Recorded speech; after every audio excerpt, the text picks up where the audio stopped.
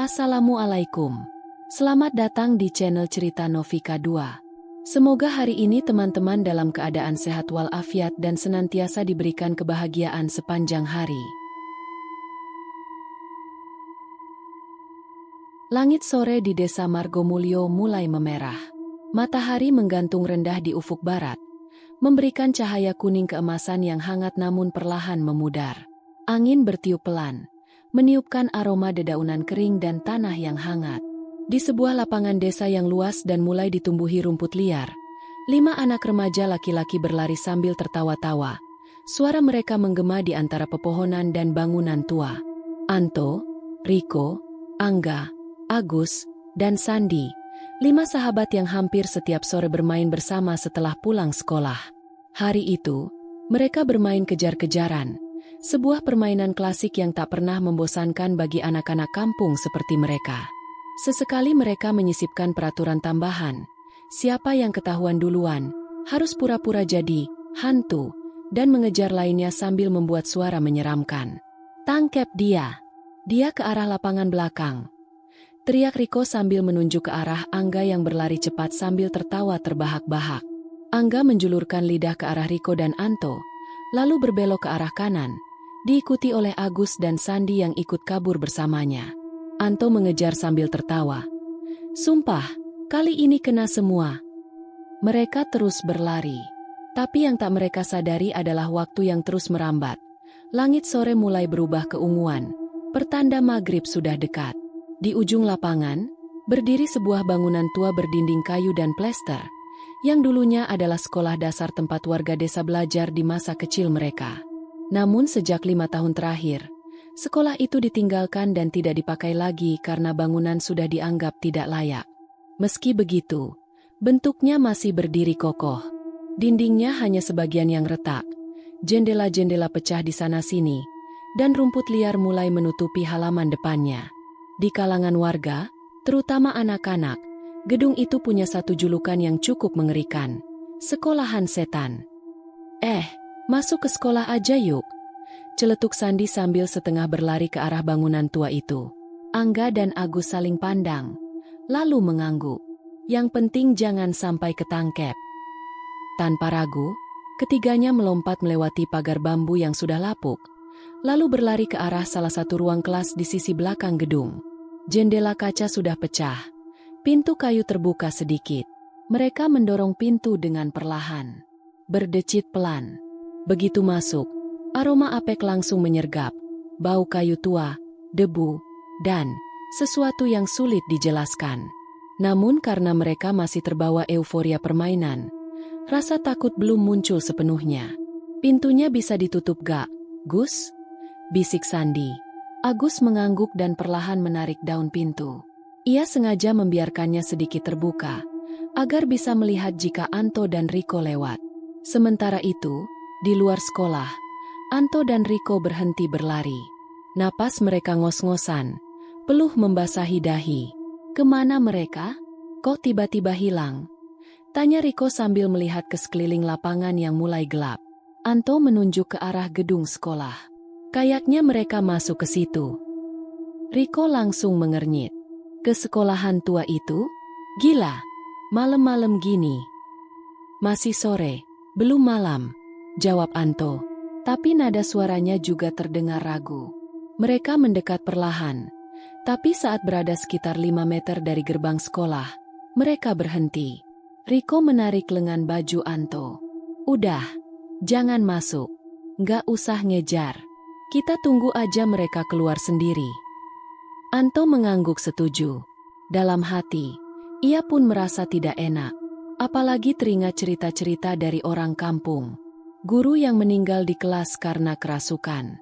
Anak kelas 3 yang pernah menghilang saat bermain petak umpet di ruang kepala sekolah. Dan suara bel sekolah yang kadang terdengar berbunyi sendiri saat malam Jumat. Langit berubah lebih cepat dari biasanya. Adzan maghrib berkumandang dari masjid desa, jauh di seberang lapangan. Suara adzan yang biasanya terdengar menenangkan, malam itu terasa ganjil, seperti bergema di tempat yang salah. Angin mendadak berhembus kencang, membawa daun-daun kering beterbangan. Pepohonan bergoyang keras. Satu demi satu, lampu-lampu jalanan yang sudah jarang dipakai menyala lalu mati sendiri. Anto dan Riko memeluk tubuh mereka masing-masing. Di dalam ruang kelas yang suram, Angga, Agus, dan Sandi yang tadi tertawa, kini mulai diam. Mereka merapat ke jendela, mencoba mengintip keluar. Dan di saat itu, brak! Pintu ruang kelas menutup sendiri. Wah! Suaranya menggema hingga keluar sekolah. "Weh! Siapa yang tutup pintu?" teriak Angga panik, mencoba membukanya kembali. Namun saat ia mencoba menarik, pintu itu terkunci. Agus berusaha membantu, tapi pintu tidak bergerak sedikit pun. Sandi mulai berteriak, "Bukain! Kami di dalam!" Tapi di luar, Anto dan Riko hanya bisa memandang gedung itu dengan ngeri. Mereka tidak mendengar apapun. Tidak ada suara. Tidak ada gerakan. Riko menarik napas, menatap Anto, lalu berkata dengan suara gemetar, "Maghrib udah turun. Tuh, kita harus bilang ke orang rumah." Anto mengangguk, dan mereka berlari meninggalkan sekolah itu. Sementara di dalam, 3 anak terjebak dalam ruang yang perlahan berubah menjadi sesuatu yang tidak mereka kenali. Angga mencoba memutar gagang pintu ruang kelas dengan panik, tapi tidak bergerak. Agus ikut membantu, menarik dan mendorong sekuat tenaga. Sandi berdiri di belakang mereka. Wajahnya mulai pucat, matanya menatap kosong ke jendela yang semakin gelap. Tadi pintunya biasa aja, sekarang kekunci. Kenapa bisa? Keluh Angga sambil terengah. Agus menoleh cepat ke belakang. "SSSST, dengar enggak?" Ketiganya langsung terdiam. Dalam keheningan yang mencekam, suara adzan maghrib masih terdengar. Namun, jauh. Seperti berasal dari tempat yang sangat jauh. Teredam, samar, menggema dengan nada aneh, dan sedikit lebih lambat dari seharusnya. Seolah suara itu bukan diperdengarkan lewat pengeras suara masjid, tapi dari lubang waktu yang dalam, dari dunia yang sudah tidak sama. Sandi menatap sekeliling kelas. Tadi, ruangannya gak kayak gini. Mereka baru menyadari, lantai kelas kini tampak lebih berdebu, lebih gelap, dan penuh coretan aneh. Papan tulis retak-retak, seperti digores kuku. Di ujung meja guru, ada buku lusuh yang seingat mereka tidak ada saat pertama masuk. Langit-langit kayu yang sebelumnya lapuk kini terlihat penuh jelaga hitam, seperti bekas kebakaran. Dan yang paling aneh, poster, "Mari makan bergizi," yang biasanya menempel di dinding sekarang diganti dengan lembaran lusuh bertuliskan huruf-huruf tak terbaca. Bahasa asing? Atau mantra? Mereka tidak tahu. Sandi berjalan pelan ke jendela, mencoba mengintip keluar. Namun, yang terlihat bukan lagi halaman sekolah. Di luar hanya ada tanah luas yang dipenuhi kabut. Tidak ada pohon, tidak ada lapangan, tidak ada tiang bendera. Sekolah itu seperti terapung dalam kehampaan. "Gak bisa, kita gak bisa di sini terus," kata Angga sambil menarik tangan Agus dan Sandi. Mereka mendorong pintu sekuat tenaga, dan akhirnya terbuka. Tapi, cahaya senja sudah lenyap. Yang tersisa hanya kegelapan pekat. Tak ada bintang, tak ada bulan. Mereka melangkah keluar dari ruang kelas dengan hati-hati. Koridor sekolah yang biasanya terang di siang hari, kini tampak lebih sempit, lebih panjang, dan penuh bayangan. Semua ruang kelas tertutup rapat. Gagang pintunya dingin seperti es, dan setiap jendela tertutup oleh tirai tua yang robek. "Ini bukan sekolah kita," bisik Agus. Matanya menatap setiap dinding. Tiba-tiba, tok, tok, tok. Langkah kaki terdengar dari lantai 2. Perlahan tapi berat. Seperti sepatu Lars tua menghentak kayu lapuk. Ketiganya langsung berhenti. "Siapa itu?" tanya Sandi nyaris berbisik. Tidak ada jawaban. Langkah itu terus bergerak, dari ujung ke ujung, lalu berhenti. Hening. Tapi tidak lama kemudian, bisikan muncul dari lorong. "Angga ah. Gus. Saaan. Di." Suara itu terdengar sangat dekat, tapi tidak ada siapapun di sekitar mereka. Ketiganya mulai menggenggam tangan satu sama lain. Langkah mereka tertahan, tubuh menggigil. Mereka mencoba lari menuju ruang guru. Tapi aneh, koridornya tidak berujung. Mereka merasa sudah melewati ruang kelas yang sama lebih dari 3 kali. Nomor ruangannya terus mengulang. Ruang 3, ruang 3, ruang 3. Ini muter, kita muter di tempat. Teriak Angga panik. Agus menunduk, memejamkan mata. Bibirnya bergetar membaca doa dalam hati. Tapi semakin mereka berdoa, suasana malah makin menekan. Dinding terasa semakin sempit, udara semakin tipis. Langkah kaki dari atas kembali terdengar. Tapi kali ini, diiringi suara geretan kapur di papan tulis. Krek, krek, krek. Dan seakan semuanya belum cukup, dari lorong di depan mereka, terlihat siluet seorang guru tua berdiri. Tubuhnya membungkuk, rambutnya acak-acakan, wajahnya hitam, tanpa mata. Sementara itu, di luar sekolah, Anto dan Riko berdiri di pinggir lapangan. Sudah hampir 1 jam sejak ketiga temannya masuk. Mereka sempat memanggil dari luar, mengetuk pagar, melempar kerikil ke arah jendela, tapi tidak ada respons. Gimana? Tuh, kita masuk aja yuk, ucap Riko. Tapi suaranya ragu. Anto menggeleng. Aku takut. Kita pulang. Kita bilang orang tua aja. Ini udah maghrib.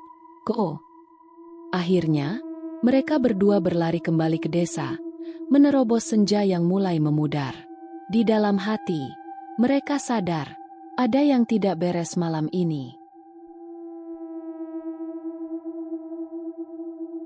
Langit malam menggantung muram di atas desa Margomulyo. Bintang-bintang tertutup awan tebal, dan hawa dingin turun lebih awal dari biasanya. Di tengah jalan tanah yang membelah sawah dan kebun milik warga, 2 remaja berlari terengah-engah.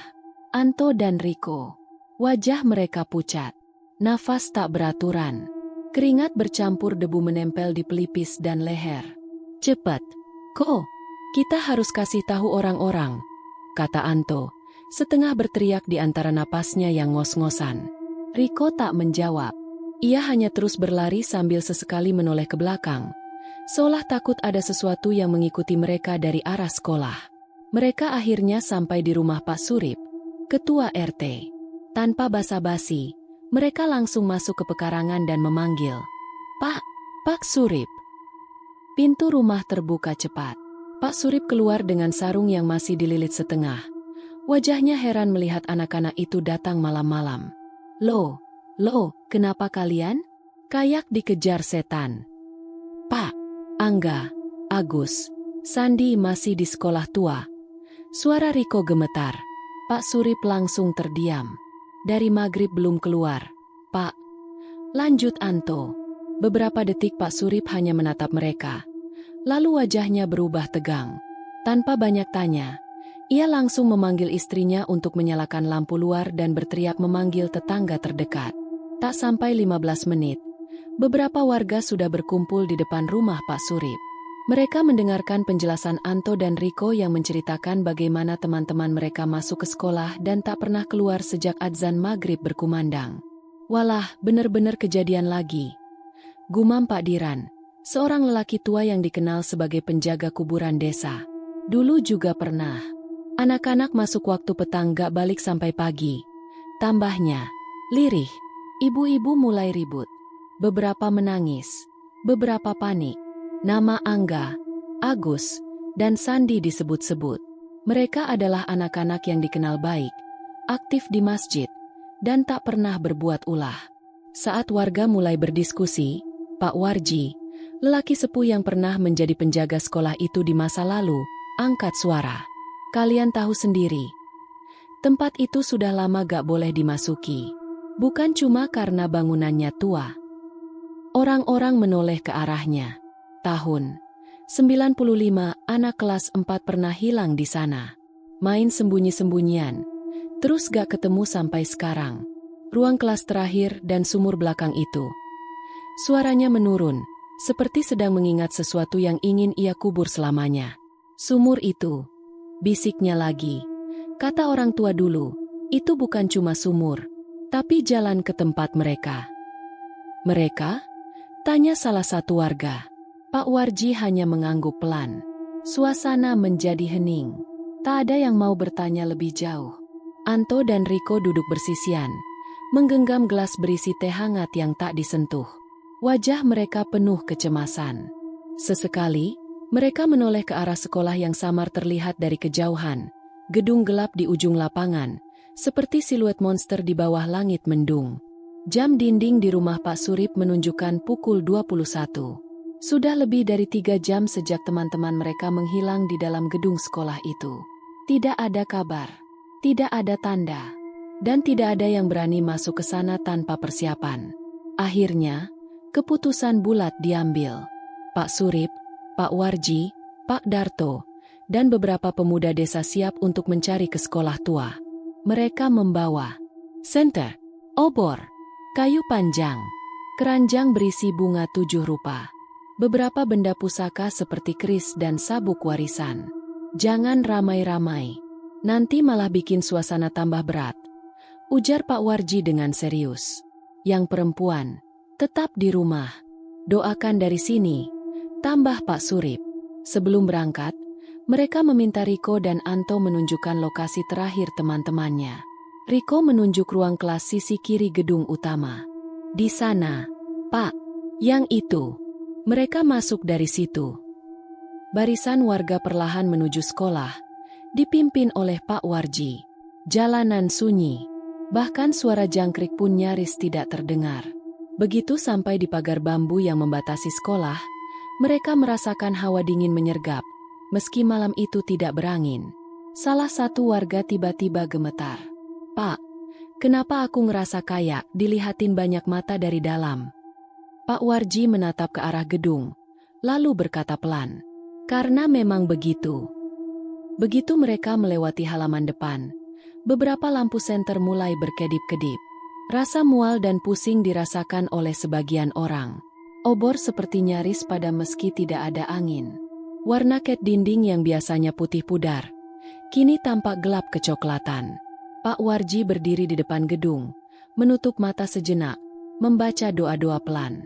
Lalu ia berkata, "Kita sudah masuk wilayah mereka. Jangan ucap kata kotor. Jangan sembarangan bicara." Langkah kaki mereka menyusuri koridor gelap sekolah yang terasa tak berujung. Cahaya samar dari langit yang seharusnya membantu mereka melihat, kini seperti tak berfungsi. Langit di luar jendela berwarna kelabu gelap. Tak ada bulan, tak ada bintang, hanya kehampaan. Angga, Agus, dan Sandi berjalan pelan-pelan. Tubuh mereka gemetar, tengkuk dingin, dan dada sesak. Suasana sekitar seperti bernafas, bukan dengan napas manusia, tapi dengan desisan panjang yang terdengar dari dinding, langit-langit, dan lantai tua yang mereka pijak. Saat mereka melewati salah satu ruang kelas, suara pintu tua berderit pelan membuat mereka menoleh. Pintu terbuka sendiri, seakan mengundang. Agus, dengan gemetar, melangkah mendekat. Dari celah pintu itu, terlihat papan tulis dengan goresan yang tak bisa terbaca. Coretan seperti tulisan kapur, tapi bentuknya bukan huruf, melainkan lambang-lambang aneh, berjejer dengan rapi. Terlalu rapi untuk ditulis tangan. Dan di depan papan tulis itu, berdiri sosok tubuh tua mengenakan pakaian dinas guru zaman dulu, baju safari coklat. Namun yang membuat bulu kuduk mereka berdiri bukanlah tubuhnya, melainkan wajahnya. Wajah itu kosong, tidak ada mata, tidak ada hidung, tidak ada mulut, hanya kulit yang rata seperti kain. Sosok itu tidak bergerak, tidak bicara, hanya berdiri, menghadap papan tulis. Namun seketika, papan tulis itu mulai bergetar, dan satu persatu kapur putih yang ada di atas meja melayang ke atas sendiri dan mulai menulis. Krek, krek, krek. Ketiganya langsung mundur perlahan, dan begitu mereka berpaling untuk kabur, pintu ruang kelas menutup keras di belakang mereka. Braak! Mereka berlari menyusuri lorong. Nafas tercekat. Keringat dingin membasahi punggung meskipun udara di sekitar sangat dingin. Tiba-tiba, bel sekolah berbunyi. Tring! Namun bukan seperti bunyi bel sekolah biasa. Kali ini bunyinya panjang, lambat, dan bergetar, seperti berasal dari dalam tanah. Suara itu terdengar dari seluruh penjuru bangunan, dan saat mereka berhenti, lorong sekolah yang tadinya kosong mulai terisi. Dari ujung koridor, datang rombongan anak-anak kecil. Tubuh mereka kurus, mengenakan seragam sekolah dasar berwarna putih biru yang lusuh dan sobek-sobek. Beberapa tanpa sepatu, rambut kusut, wajah pucat. Namun yang paling mengerikan, mereka semua menangis, tapi tidak mengeluarkan suara. Mereka berjalan perlahan, tangan terjulur ke depan seperti sedang mencari jalan dalam gelap. Mata mereka kosong, sebagian wajahnya tertutup darah kering, sebagian lagi seperti sudah membusuk. Satu dari anak itu melihat ke arah mereka, langsung menatap Angga, dan tiba-tiba, semua anak berhenti, memandang mereka bertiga, tanpa suara, tanpa gerak, hanya tatapan hampa. Sandi menjerit, dan mereka bertiga kembali lari, menyusuri lorong sekolah yang kini terasa seperti labirin. Mereka masuk ke toilet lama, berharap bisa sembunyi dan menenangkan diri. Tempat itu penuh lumut, bau apek menyengat. Cahaya remang dari langit-langit bocor cukup untuk membuat semuanya terlihat samar. Sandi berdiri di depan cermin. Ia menatap pantulan dirinya, tapi bukan wajahnya yang terlihat. Wajah itu tersenyum, padahal ia tidak sedang tersenyum. Agus dan Angga mendekat, dan saat mereka melihat ke arah cermin, wajah mereka bertiga di cermin mulai berubah. Kulit mereka tampak mengelupas, mata mereka menjadi hitam, dan bayangan di cermin mulai bergerak sendiri meski mereka tidak bergerak. Braak! Cermin retak, tiba-tiba pecah sendiri, serpihannya beterbangan. Mereka menjerit bersamaan dan berlari keluar dari toilet. Koridor-koridor sekolah terus berulang. Nomor ruangan tak lagi konsisten. Mereka pernah melewati ruang 2 sebanyak 5 kali. Tangga yang tadi berada di sisi kanan, kini muncul di sisi kiri. Ventilasi berubah bentuk. Sekolah ini hidup. Ia mengubah bentuknya sendiri, seperti sedang bermain-main dengan mangsanya. Tubuh mereka mulai lelah. Nafas tersengal. Pandangan berkunang. Agus jatuh terduduk di ujung lorong. Matanya menatap kosong ke arah jendela. Ibu! Angga dan Sandi menoleh. Agus, kamu kenapa? Agus perlahan berdiri dan berjalan mendekati jendela. Di luar, mereka melihat sumur tua yang berdiri di halaman belakang sekolah. Dinding sumur itu tertutup ilalang dan ranting. Tapi dari dalam sumur itu, terdengar suara lembut. Suara perempuan. Gus, pulanglah. Nak, ibu tunggu di sini. Sandi langsung menarik tangan Agus. Itu bukan ibumu. Tapi Agus mulai melangkah ke arah tangga. Itu suara ibu. Bisiknya, suaranya kosong. Ibu nunggu di sumur. Saat mereka berjalan ke arah belakang sekolah, tubuh mereka makin berat. Angga merasa dadanya sesak, seperti sedang berjalan di dalam air. Sandi terus berbisik doa, tapi bibirnya kaku. Suara-suara dari balik dinding makin jelas. Jeritan, tawa anak-anak, bunyi kuku mencakar tembok. Di belakang, lorong tempat mereka tadi berdiri, gelap merayap seperti kabut. Mengikut mereka perlahan. Mereka tahu, waktu mereka hampir habis. Tubuh mereka makin lemah. Pandangan makin kabur. Kaki nyaris tak bisa melangkah. Tapi mereka terus bergerak, menuju sumur.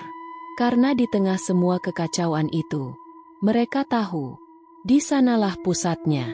Di sanalah semuanya bermula. Langit malam kian pekat. Jam telah menunjukkan pukul 22.45. Namun halaman sekolah dasar yang terbengkalai itu masih ramai oleh warga desa yang membawa senter, obor, dan doa dalam hati. Keheningan yang menyelimuti tempat itu membuat langkah kaki terdengar bergaung. Seakan dinding-dinding tua ikut menyimak pencarian malam itu. Pak Surip, ketua RT, memimpin penyisiran bersama beberapa pemuda desa. Mereka mulai dari bangunan utama, masuk satu persatu ke ruang kelas yang dulunya tempat belajar dan bermain. Kini sunyi, bau lembab, dan dipenuhi jaring laba-laba. Namun tidak ada tanda-tanda keberadaan ketiga anak yang hilang. Ruang kelas pertama dibuka paksa dengan linggis. Warga menyorot dengan senter ke seluruh penjuru ruangan. Kosong. Lantai penuh debu. Tidak ada jejak kaki. Tidak ada benda jatuh. Tidak ada suara. Padahal Riko dan Anto bersumpah melihat ketiga temannya masuk ke ruangan itu. Ruang kedua, ketiga, hingga ruang guru juga diperiksa. Hasilnya tetap nihil. Pak Darto, salah satu warga, mengusap peluh dari dahinya. Seperti mereka gak pernah masuk ke sini. Seseorang mencoba memanggil nama mereka. Angga, Agus, Sandi. Kalau kalian dengar, jawab. Tapi yang kembali hanyalah gema pelan dan desir angin yang menyusup dari sela-sela kaca pecah. Saat penyisiran memasuki lantai 2, suasana mulai berubah. Obor beberapa warga mulai meredup meski bahan bakarnya masih penuh. Angin mendadak bertiup dari arah lorong. Padahal semua jendela tertutup. Dan tiba-tiba, cepat sorot ke ujung lorong itu, teriak seorang pemuda. Beberapa senter langsung diarahkan. Samar-samar, terlihat sosok putih melintas cepat. Seperti bayangan perempuan berambut panjang, mengenakan baju lusuh, bergerak melayang tanpa suara. Warga terdiam. Beberapa mundur secara refleks. Satu pemuda bahkan menjatuhkan obornya. Pak Warji, mantan penjaga sekolah yang ikut serta, gemetar. Itu bukan manusia. Itu yang dulu pernah saya lihat. Tak lama setelah itu, Bu Sarti, seorang warga yang memaksa ikut karena anaknya bersahabat dengan Sandi, tiba-tiba berteriak keras di halaman sekolah. Tubuhnya kejang, lalu jatuh bersimpuh di tanah sambil menangis keras. Suaranya berubah. Dalam tangisan itu, terdengar kata-kata aneh yang bukan dari lidahnya sendiri. Mereka disembunyikan oleh penjaga lama. Dia marah. Anak-anak masuk saat waktu terlarang. Sumur, belakang sekolah, darah kunci. Beberapa warga mencoba menenangkan, namun tubuh Bu Sarti sulit ditahan. Ia meronta, lalu terdiam dalam posisi duduk, matanya terbuka lebar tapi kosong. Pak Warji segera menyimpulkan, kita gak bisa lanjut tanpa minta pertolongan. Ini sudah bukan perkara manusia lagi. Di tengah kebingungan dan rasa takut, warga sepakat untuk memanggil Pak Ki Munir, tokoh agama yang sangat dihormati di desa Margomulyo. Beliau dikenal tak hanya karena ilmunya, tapi juga karena pernah membantu mengusir gangguan di rumah-rumah angker di kampung sebelah. Pak Kiai datang sekitar pukul 23.20, mengenakan sorban putih, membawa tasbih, kitab kecil berkulit coklat tua, dan botol berisi air doa. Begitu beliau menjejakkan kaki di halaman sekolah, udara terasa berubah. Lebih berat, lebih senyap. Pak Kiai tidak langsung masuk ke gedung. Ia duduk bersila di halaman, menatap bangunan tua itu dengan mata yang tajam namun teduh. Beberapa warga berkumpul, menunggu beliau bicara.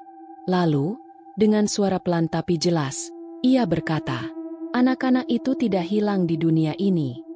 Semua terdiam. Bahkan dedaunan pun berhenti berdesir. Mereka ditarik ke wilayah yang bukan milik manusia. Seseorang bertanya, maksudnya, Ki? Pak Kiai menatap tajam ke arah gedung. Ada waktu-waktu di mana batas dua alam menipis. Maghrib adalah salah satunya. Sekolah ini dulunya dibangun di atas tanah yang hidup. Dulu, sumur belakangnya adalah tempat buangan sesuatu yang tidak seharusnya dibuang di dunia ini. Ada penjaga, ada yang menunggu, ada yang marah ketika batas itu dilanggar. Pak Kiai berdiri dan meminta semua warga membentuk lingkaran kecil di halaman. Ia menuangkan air doa ke dalam mangkuk tanah liat, dan mulai membacakan ayat-ayat pelan namun kuat. Suaranya bergema, menembus malam yang menggigil. Selama beliau membaca doa, beberapa warga kembali merasakan pusing, dan salah satu pemuda tiba-tiba menangis tanpa sadar, lalu pingsan. Mereka masih hidup, kata Pak Kiai setelah doa selesai. Tapi tidak lama lagi. Jika kita tidak temukan sebelum fajar, mereka bisa tak kembali. Dengan ditemani beberapa warga yang cukup kuat batin dan keberanian, Pak Kiai mulai menuju area belakang sekolah, tempat sumur tua berada. Angin makin kencang. Kabut tipis mulai muncul dari sela-sela rumputan liar. Dan dari kejauhan, Sumur itu tampak seperti lubang hitam yang tak berujung. Langit di atas desa Margomulyo semakin berat. Awan kelabu menggantung tanpa bentuk, menyelimuti malam yang terasa menekan dari segala arah. Jam menunjukkan pukul 23.45. Suasana di sekitar gedung sekolah tua itu begitu sunyi, seolah alam pun menahan nafas. Di halaman sekolah, Pak Ki Munir duduk bersila dengan wajah khusyuk. Di hadapannya, terhampar kain putih kecil tempat ia meletakkan kitab tua, botol air doa, dan segenggam bunga 7 rupa. Beberapa warga duduk melingkar di belakangnya, memegang senter dan obor yang nyalanya tak lagi seterang tadi. Doa dimulai. Suara Pak Kiai mulai terdengar, lirih dan pelan, namun ritmenya mantap. Ayat-ayat suci bergema dari bibirnya, memenuhi halaman sekolah yang kosong dengan getaran yang terasa jauh ke dalam dada. Bismillahirrohmanirrohim.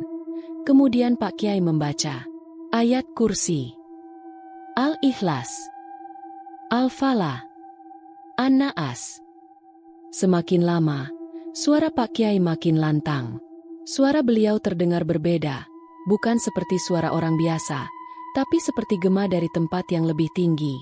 Setiap kata seolah memukul udara, menggema ke dinding tua dan jendela retak. Dan ketika Pak Kiai mulai membaca ayat-ayat ruqyah khusus, angin mendadak berembus kencang dari arah belakang sekolah.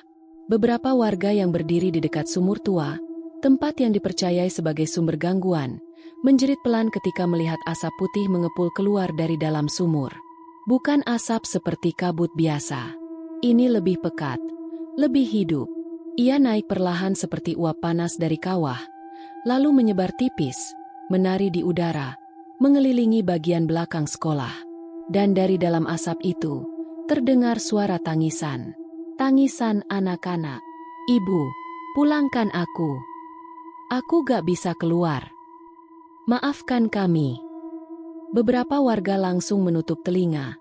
Wajah mereka pucat. Seorang ibu muda mulai menangis histeris, dan dipapah menjauh. Pak Kiai tetap duduk, matanya terbuka, menatap ke arah sumur. Ia tahu, saatnya sudah dekat. Dengan perlahan, Pak Kiai berdiri. Tubuhnya tegak meski sudah sepuh. Langkahnya pasti menuju sumur. Sementara di tangan kanannya ia membawa botol air doa yang tutupnya sudah dibuka.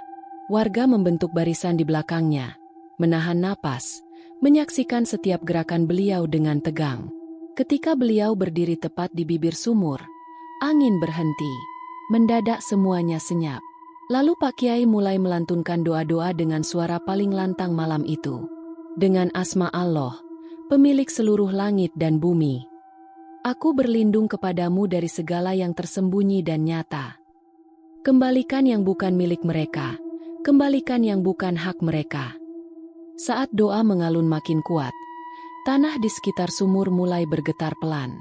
Bukan seperti gempa, melainkan seperti detak jantung dari dalam bumi yang perlahan terasa di kaki. Obor yang digenggam warga berkedip, beberapa nyaris padam.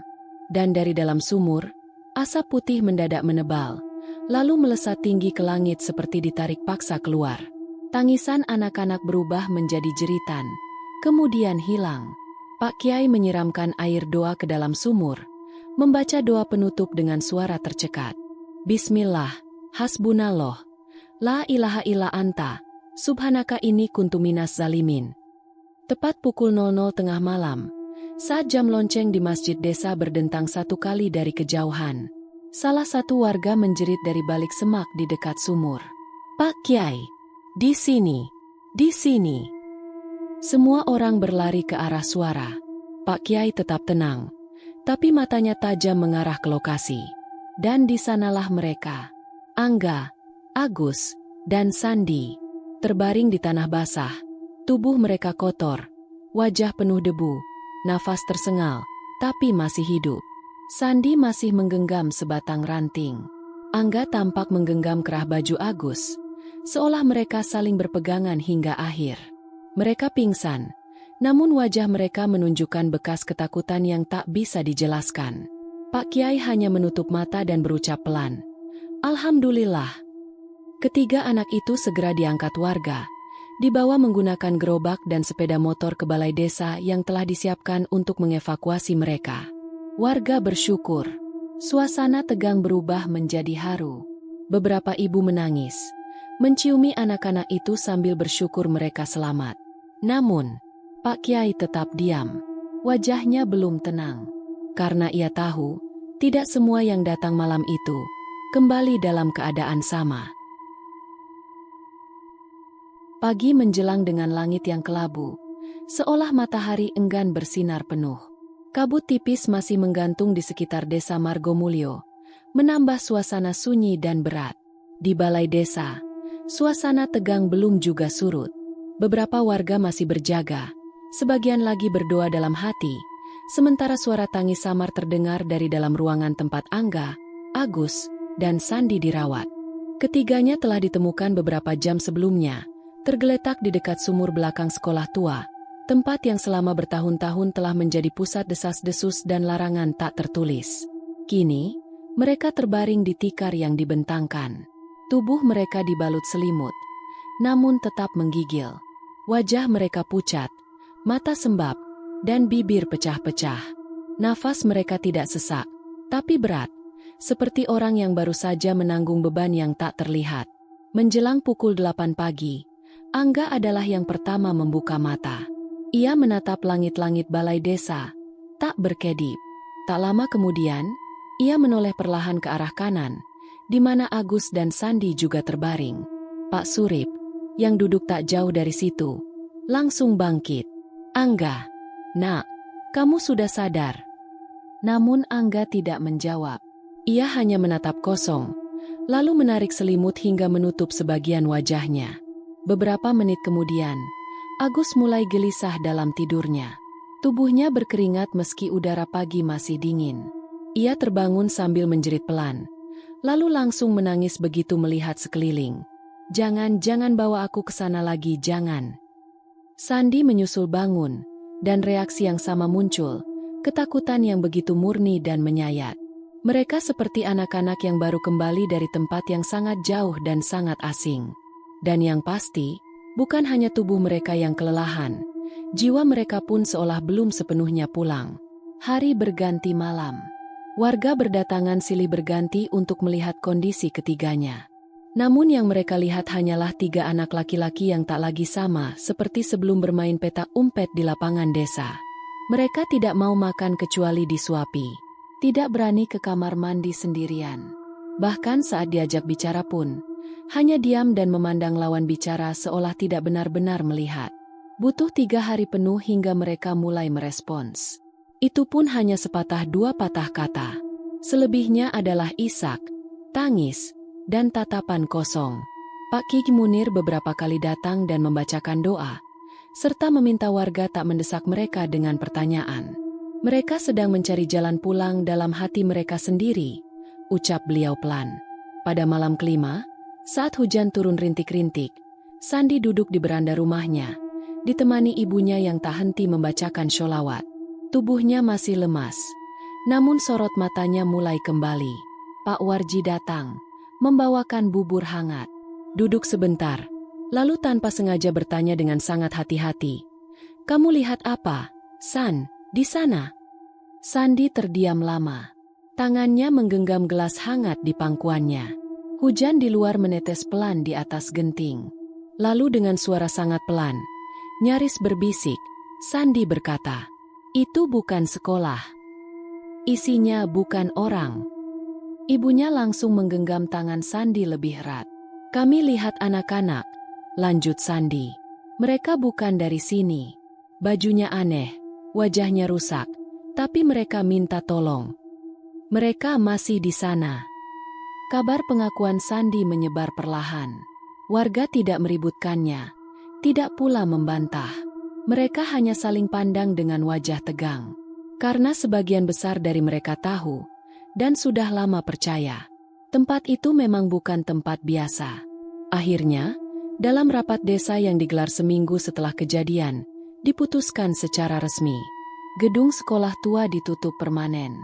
Tidak ada lagi akses bagi siapapun. Pagar bambu dibangun mengelilingi seluruh kompleks sekolah. Sumur belakang ditimbun dan ditaburi garam, bunga, serta batu sungai. Tidak ada anak-anak yang diizinkan bermain di luar rumah setelah adzan maghrib. Dan yang terpenting, tidak ada yang berani menyebut nama sekolah itu lagi setelah senja. Jikapun terpaksa menyebut, warga akan menyebutnya dengan lirih. Tempat itu, atau bekas sekolah. Waktu terus berjalan. Angga, Agus, dan Sandi perlahan pulih secara fisik. Tapi setiap kali melewati lapangan tempat mereka bermain saat itu, mereka akan memilih memutar arah. Anto dan Riko, yang menyaksikan awal dari semua itu, juga tak pernah bermain ke lapangan lagi. Mereka tahu, batas itu nyata.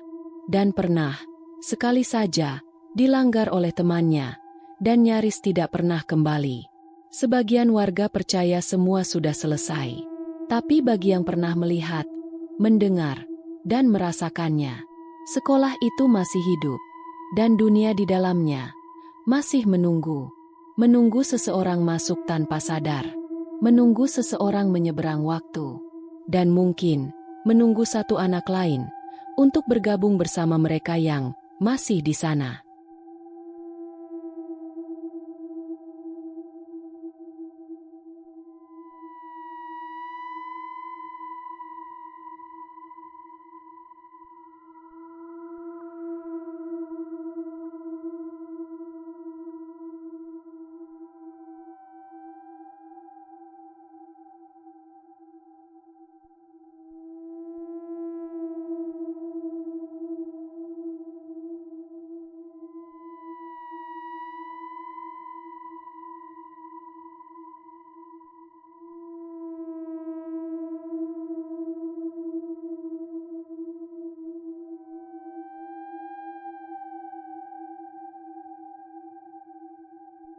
Demikian cerita hari ini.